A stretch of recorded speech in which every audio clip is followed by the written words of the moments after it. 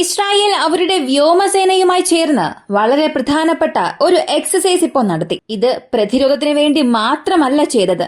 ഇറാന് എതിരെയുള്ള ഒരു ആണവായുധ ആക്രമണത്തിൽ അവരുടെ വ്യോമസേന ഏതൊക്കെ രീതിയിലായിരിക്കണം പ്രവർത്തിക്കേണ്ടത്, അതുപോലെ അവരുടെ മിസൈൽ ഡിഫൻസ് ഫോഴ്സസ് ഏത് വിധത്തിലുള്ള പോസ്റ്ററിൽ പ്രവർത്തിക്കണം, ഇതിനു വേണ്ടിയിട്ടുള്ള ഒരു പ്രധാനപ്പെട്ട എക്സസൈസ് ആണ് നടത്തിയത്. മാത്രവുമല്ല, ഒറ്റ ദിവസത്തിൽ 6 തവണ അമേരിക്കയുടെ വ്യോമസേനയിലെ C-17 ഗ്ലോമാസ്റ്റർ വിമാനങ്ങൾ ഇസ്രായേലിലേക്ക് വന്നിട്ടുണ്ട്. മാത്രവുമല്ല, പ്രധാനപ്പെട്ട പല ഡിഫൻസ് എക്യുപ്മെന്റ്സ് കഴിഞ്ഞ 1 മാസം മുതൽ ഇവർ ഡെലിവറി ചെയ്യാനും തുടങ്ങിയിട്ടുണ്ട്. അപ്പോ ഇസ്രായേലിന് ഒരു വശത്ത് ആയുധ സഹായം വർദ്ധിക്കുന്നുണ്ട്, മറുവശത്ത് അവർ ഇറാന്റെ ന്യൂക്ലിയർ സൈറ്റ്സിനെതിരെയുള്ള യുദ്ധ പരിശീലനവും ചെയ്യാൻ തുടങ്ങിയിട്ടുണ്ട്. ഇവ എല്ലാം ഇറാന് എതിരെയിട്ടുള്ള ഒരു നടപടിയായിട്ട് തന്നെ കാണാം. ഇവയെക്കുറിച്ചെല്ലാം ഈ വീഡിയോയിലൂടെ വിശദമായി അറിയാം.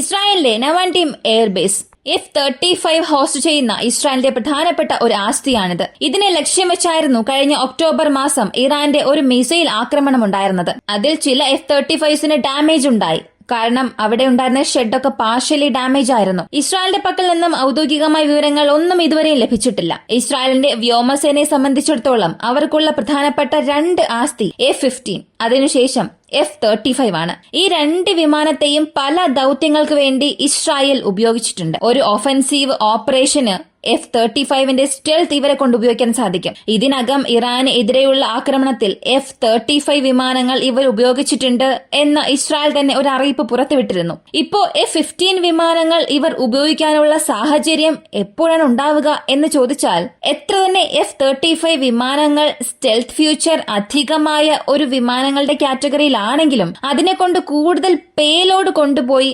F-15 പോലെ ഉപയോഗിക്കാനൊന്നും സാധിക്കില്ല. അപ്പോ റഡാർ കപ്പാസിറ്റി കുറവുള്ള പ്രദേശങ്ങളിൽ അല്ലെങ്കിൽ ഇറാന്റെ ഏതെങ്കിലും ഒരു റേഞ്ചിൽ റഡാർ നെറ്റ്വർക്ക് ഇല്ല എന്നുണ്ടെങ്കിൽ ആ സ്ഥലങ്ങളിൽ ഒരു സ്ട്രൈക്കിന് വേണ്ടി ഇവർക്ക് F-15 എഫിഷ്യന്റായി ഉപയോഗിക്കാൻ സാധിക്കും. ഇപ്പോൾ നടത്തിയ ഇവരുടെ ഡിഫൻസ് ഡ്രില്ലിനെ 2 രീതിയിലാണ് ഇവർ വിഭജിച്ചിരിക്കുന്നത്. ഒന്നാമത്തേത് ഇറാന് എതിരെയുള്ള ഫസ്റ്റ് സ്ട്രൈക്ക് എങ്ങനെ ചെയ്യാം, അടുത്തത് ഈ ഫസ്റ്റ് സ്ട്രൈക്ക് ചെയ്തതിനു ശേഷം ഇറാൻ റിട്ടാലിയേഷൻ ചെയ്യുകയാണെങ്കിൽ അതിനെ എങ്ങനെ ഡിഫൻഡ് ചെയ്യാം. ഇങ്ങനെ 2 രീതിയിൽ ഈ ഡ്രില്ലിനെ തിരിച്ചിട്ടുണ്ട്. അപ്പോ ഇറാനെതിരെയുള്ള ഒരു ഒഫൻസീവ് സ്ട്രൈക്ക്, ആദ്യത്തെ സ്ട്രൈക്ക് ചെയ്യാൻ പോകുന്നത് ഇവർ തന്നെയാണ്. അത് എങ്ങനെയൊക്കെ ചെയ്യാം, ഏതൊക്കെ സൈറ്റ്സിന് എതിരെ ചെയ്യാം എന്നുള്ളത് പൂർണ്ണമായ ഒരു പ്രോഗ്രാമായി തന്നെ ഷെഡ്യൂൾ ചെയ്തിട്ടുണ്ട്.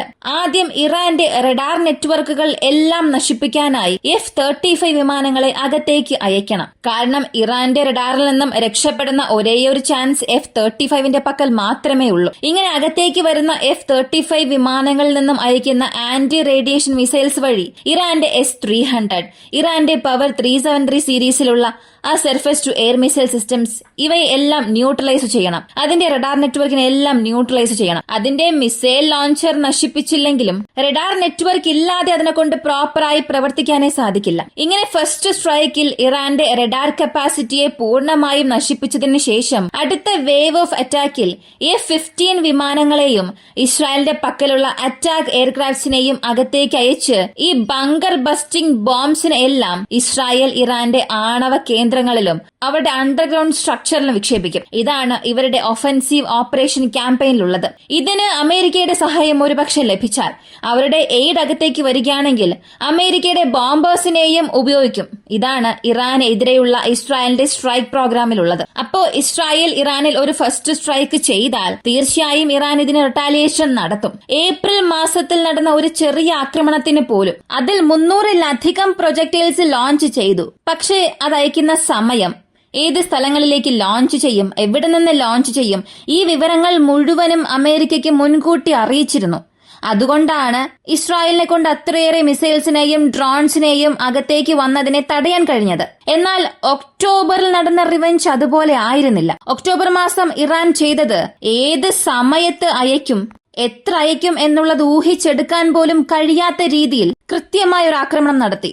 ആ സമയത്ത് അകത്തേക്ക് വന്ന ഒരു 10% പ്രൊജക്ടൈൽസിനെ പോലും ഇസ്രായേലിനെ കൊണ്ട് ഡിഫൻഡ് ചെയ്യാനും സാധിച്ചില്ല. അമേരിക്കയുടെ സഖ്യകക്ഷികളെ കൊണ്ടും തടയാൻ സാധിച്ചില്ല. അതുപോലെ ഒരു ആക്രമണത്തിനായിരിക്കും ഇപ്പോഴും ഇറാൻ തയ്യാറാവുന്നത്. കൂടുതൽ പ്രൊജക്ടൈൽസിനെ കുറഞ്ഞ സമയത്ത് ലോഞ്ച് ചെയ്താൽ അതിനെ എങ്ങനെ ഡിഫൻഡ് ചെയ്യാം എന്നുള്ളത് ഒരു പ്രധാനപ്പെട്ട എക്സസൈസായി ഇപ്പൊ ഇസ്രായേൽ ചെയ്തു നോക്കി.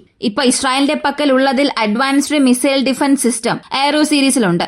താഡുമുണ്ട്. താഡ് ഈ വർഷത്തിന്റെ തുടക്കം മുതൽ ആക്റ്റീവായി ഡെപ്ലോയ് ചെയ്തിട്ടുണ്ട്. അതിന് മുൻപ് ഒരു യൂണിറ്റ് കൊണ്ടുവരുന്നു, ട്രെയിനിങ്ങും നൽകി. ഇപ്പോഴുള്ള ഓപ്പൺ സോഴ്സ് ഇന്റലിജൻസ് വിവരമനുസരിച്ച് നോക്കിയാൽ 2 യൂണിറ്റ്സ് ഓഫ് താഡ് defence system, missile defence system ഇസ്രായേലിൽ ആക്റ്റീവ് ചെയ്തിട്ടുണ്ടെന്ന് പറയുന്നു. എന്നാൽ അതിനെ കൊണ്ട് മാത്രം ഇസ്രായേലിനെ പൂർണ്ണമായും സംരക്ഷിക്കാൻ കഴിയില്ല. ഇവിടെ എയ്റോയുടെ സഹായം തീർച്ചയായും ആവശ്യമാണ്. ആരോ പോലെ പല യൂണിറ്റ്സിന്റെ സഹായം ആവശ്യമായി വരും. ഇപ്പോ ഇസ്രായേൽ ഇവിടെ മിസൈൽ ഡിഫൻസ് സിസ്റ്റത്തിന് വേണ്ടി അവരുടെ വ്യോമസേനയെ എങ്ങനെ ഉപയോഗിക്കും? F-15 വിമാനങ്ങളെയും F-35 വിമാനങ്ങളെയും ഒരുമിച്ച് നമ്മെ കൊണ്ട് എങ്ങനെ ഉപയോഗിക്കാൻ കഴിയും എന്നുള്ളത് ഇപ്പൊ തന്നെ അവർ ഒരു എക്സസൈസ് പോലെ ചെയ്തു നോക്കി. ഇതിന്റെ ഫലം എന്താണെന്ന് അറിയണ്ടേ?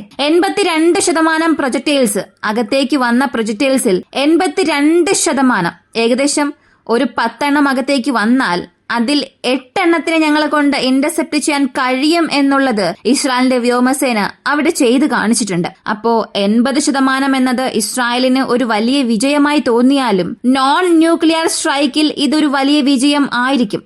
പക്ഷേ ന്യൂക്ലിയർ സ്ട്രൈക്ക് അല്ലെങ്കിൽ ന്യൂക്ലിയർ മിസൈൽ ഇറാന്റെ പക്കൽ ഉണ്ടെങ്കിൽ അത് ഇസ്രായേലിനെതിരെ അയച്ചാൽ അതിലൊരു 2 മിസൈൽ മാത്രം മതി ഇസ്രായേലിന്റെ മുഴുവൻ സ്ട്രക്ചറിനെയും തകർക്കും. അതുകൊണ്ടാണ് ഇറാന്റെ പക്കൽ ആണവായുധം വരാൻ പാടില്ല എന്ന് ഇസ്രായേൽ പറയുന്നത്.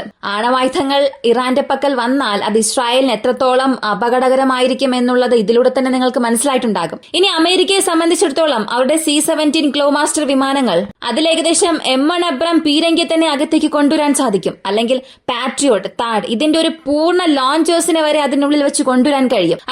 ഹെവി മെഷീനറി ട്രാൻസ്പോർട്ടിന് വേണ്ടി അമേരിക്കയുടെ എയർഫോഴ്സ് ഈ ഒരു വിമാനം ഉപയോഗിക്കുന്നുണ്ട്. ഈ വിമാനങ്ങൾ നേരിട്ട് ടെക്സസിൽ നിന്നും തിരിച്ച് ജർമ്മനിയിലുള്ള എയർബേസസിലേക്ക് പോവുകയും അവിടെ നിന്ന് വീണ്ടും ഇസ്രായേലിലേക്ക് പോകും. സത്യത്തിൽ ഒരു നോർമൽ ട്രാൻസ്പോർട്ട് മിഷൻ ഇതല്ല. സാധാരണ ഒരു മാസത്തിൽ ശരാശരി 3-4 മിഷൻസ് മാത്രമേ ഈ ഗാസ വാർ സമയത്ത് പോലും നടന്നിട്ടുള്ളൂ. പക്ഷെ ഒറ്റ ദിവസത്തിൽ 6 വിമാനങ്ങളാണ് ഈ ഇസ്രായേലിന്റെ നെവാട്ടിയം എയർബേസിൽ ഗ്രൗണ്ട് ആയത് മാത്രം അല്ല, ഹെവി മെഷീനറി ഇവർ ട്രാൻസ്പോർട്ടും ചെയ്തിട്ടുണ്ടെന്നാണ് പറയുന്നത്. ഈ വരുന്ന 6 വിമാനങ്ങൾ വെറുതെ ആയിരിക്കില്ല വരുന്നത്.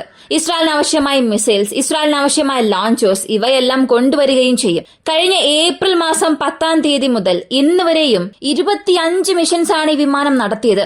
ഇത് എത്രത്തോളം വലിയ ഒരു ഡേറ്റ് ആണെന്ന് അറിയണ്ടേ? അമേരിക്കയിലെ വ്യോമസേനയിലെ വിമാനങ്ങൾ ഇസ്രായേലിന് വേണ്ടി 5 മാസത്തിൽ എത്രത്തോളം മിഷൻസ് ആണോ നടത്തുന്നത് അതെല്ലാം വെറും 15 ദിവസത്തിൽ അവസാനിപ്പിച്ചിട്ടുണ്ട്. അപ്പോ ഇതൊരു ഹെവി മെഷീനറിയാണ്. ഇസ്രായേലിന്റെ ഒഫൻസീവ് ഓപ്പറേഷന് വേണ്ടിയും ഡിഫൻസീവ് ഓപ്പറേഷന് വേണ്ടിയും അവിടെ ഇതിനകം തന്നെ തയ്യാറാക്കുകയും അതെല്ലാം റെഡി ടു ലോഞ്ച് എന്ന കണ്ടീഷനിലാക്കി വെച്ചിട്ടുണ്ടാകും. ഒരുപക്ഷെ നാളെ ഇറാനെ ഇസ്രായേൽ ആക്രമിച്ചാൽ വീണ്ടും ഇസ്രായേലിനെ ഡിഫൻഡ് ചെയ്യാനുള്ള എല്ലാ പ്രവർത്തനങ്ങളും ഇവിടെ അമേരിക്ക ചെയ്തിട്ടുണ്ട്. ഒരു ഭാഗത്ത് ഇറാനിൽ അവർ ചർച്ചകൾ നടത്തുന്നു, മറുവശത്ത് ഇസ്രായേലിന് ആവശ്യമായ ആയുധ സഹായം ഇത്രത്തോളം റെക്കോർഡ് ബ്രേക്കിംഗ് മിഷൻസിലൂടെ കൊണ്ടുവരുന്നു. അപ്പോ ഇവിടെ അമേരിക്കയുടെ ലക്ഷ്യം ഒന്നാണ്, ഇസ്രായേലിനെ പൂർണ്ണമായും ഒരു ഡിഫൻസീവ് ഷീൽഡിനുള്ളിലാക്കുകയും ഇറാനെതിരെയുള്ള സംസാരങ്ങൾ നടത്തുക. ഒരു പക്ഷെ ഇറാൻ അതിൽ സമ്മതിക്കുന്നില്ല.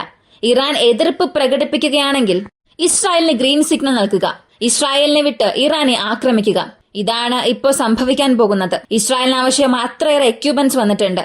മറുവശത്ത് അമേരിക്ക ഇറാനുമായി ചർച്ച നടത്തുന്നു. ഇനി ചർച്ചകൾക്കിടയിൽ എന്തെങ്കിലും ഒന്ന് സംഭവിച്ചാൽ, ഈ ചർച്ച പൂർണ്ണ വിജയത്തിലെത്തിയില്ലെങ്കിൽ ഇങ്ങനൊരു സ്ട്രൈക്ക് തീർച്ചയായും സംഭവിക്കും. ഈ ഒരു വീഡിയോയെക്കുറിച്ചുള്ള നിങ്ങളുടെ അഭിപ്രായം എന്താണ്? ഇസ്രായേലിനും ഇറാനും ഇടയിലുള്ള ഈ ഒരു സംഘർഷത്തിൽ അമേരിക്കയുടെ റോളിനെ കുറിച്ച് നിങ്ങളുടെ അഭിപ്രായം എന്താണ്? കമന്റിൽ പറയുക. കൂടുതൽ അപ്ഡേറ്റ്സ് അറിയാനായി വോയിസ് ഓഫ് വിക്കി എന്ന നമ്മുടെ ഈ ചാനൽ സബ്സ്ക്രൈബ് ചെയ്യുക. മറ്റൊരു വീഡിയോയുമായി വീണ്ടും കാണാം.